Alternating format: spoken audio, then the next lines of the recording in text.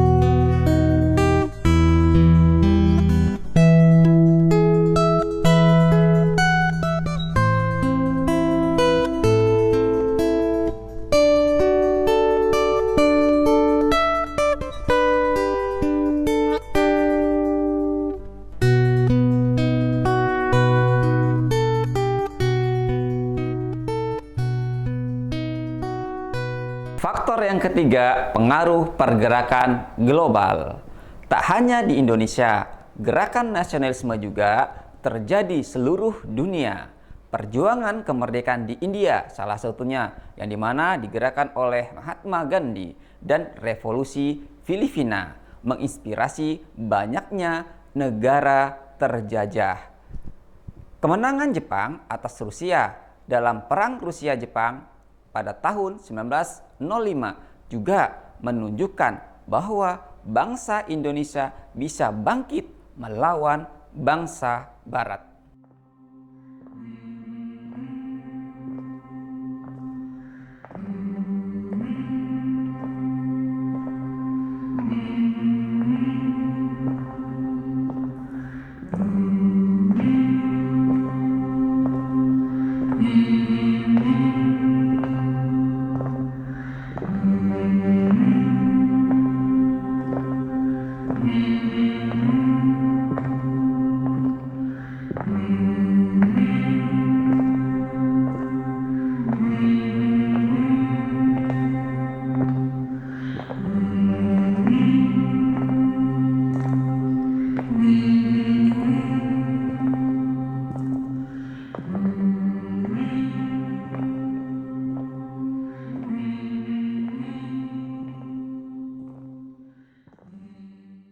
Yang keempat, kesadaran nasionalisme. Seiring waktu munculnya kesadaran di masyarakat bahwa mereka memiliki budaya, bahasa, dan sejarah yang sama.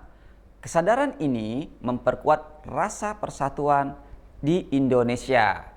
Puncaknya adalah Sumpah Pemuda tahun 1928 yang mengikrarkan satu tanah air, satu bangsa, dan satu bahasa. Sumpah Pemuda, satu, kami putra dan putri Indonesia, mengaku bertumpah darah yang satu, tanah Indonesia. Dua, kami putra dan putri Indonesia, mengaku berbangsa yang satu, bangsa Indonesia. Tiga, kami putra dan putri Indonesia, menjunjung bahasa persatuan, bahasa Indonesia. Faktor yang kelima, peran pers dan media. Media cetak seperti koran juga punya peran besar dalam penyebaran semangat nasionalisme. Surat kabar seperti Medan Priai yang dipimpin oleh Tirto Adi Suryo menjadi alat penting untuk menyebarkan informasi tentang ketidakadilan kolonial. Selamat malam saudara pendengar di seluruh kepulauan Nusantara, bahkan dimanapun saudara berada. Inilah Radio Republik Indonesia Studio Jakarta, kembali di udara.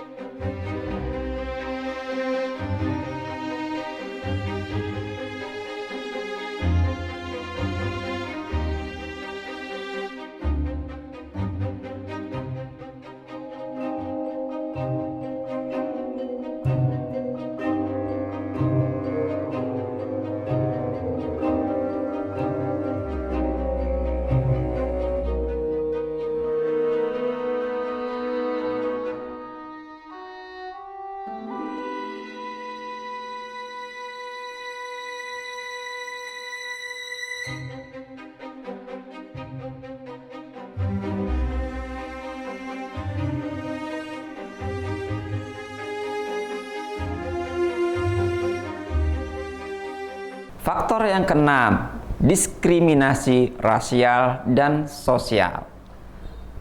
Kebijakan kolonial yang membedakan status orang berdasarkan ras dan kelas sosial membuat rakyat penduduk pribumi merasa tertindas.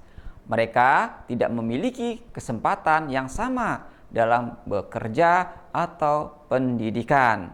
Hal ini membuat protes, mendorongnya lahirnya organisasi-organisasi pergerakan seperti Sarekat Islam.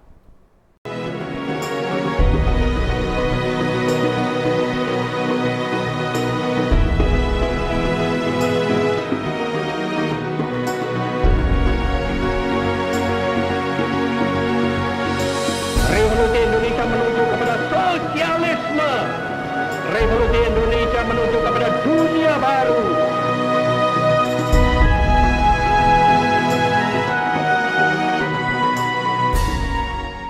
Faktor yang ketujuh, Perang Dunia I dan II. Akhirnya, Perang Dunia I dan II juga mempengaruhi kebangkitan nasionalisme. Kekuatan negara-negara penjajah mulai melemah. Dan setelah Perang Dunia Kedua, banyak negara terjajah yang berhasil meraih kemerdekaan.